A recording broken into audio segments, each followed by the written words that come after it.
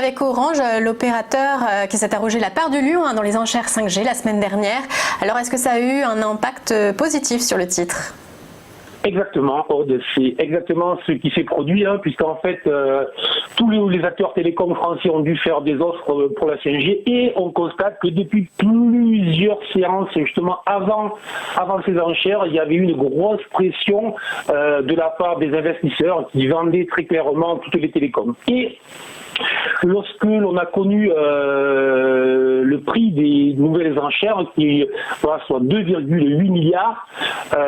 pour la totalité, pour Orange, pour Free Mobile, pour SFR et pour Bouygues Télécom, en fait, ce prix est légèrement plus élevé que ce qui était attendu, mais très légèrement, et surtout, les montants ont été considérés comme acceptables par les investisseurs, surtout que les paiements vont être échelonnés sur une longue période, ce qui ne va pas nuire à la liquidité de nos opérateurs, notamment sachant que ce sont plutôt des opérateurs qui fournissent des dividendes aux investisseurs, donc il vaut mieux avoir de la liquidité. Et sur le plan technique, très clairement, alors que justement, juste avant les enchères, le plus bas de l'année avait été très largement enfoncé sur Orange, depuis que les enchères ont été réalisées, la valeur a repris plus de 7%. Et très clairement, on est sur une configuration où on pourrait valider un retournement sur des bas. Alors, un petit peu comme en fait avec Elior, attention, on n'achète jamais une valeur qui ne fait que chuter, mais là je dirais que le signal est un petit peu plus intéressant,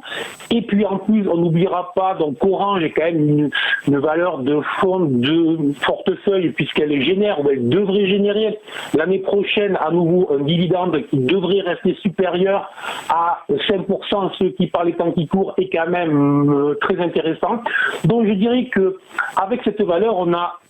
à la fois l'aspect spéculatif, on a le fait que le fardeau des enchères qui était là, qui pesait sur la valeur, ce fardeau-là n'est plus là. Et puis enfin, on a le fait qu'avoir cette valeur à long terme pour des investisseurs en fonds de portefeuille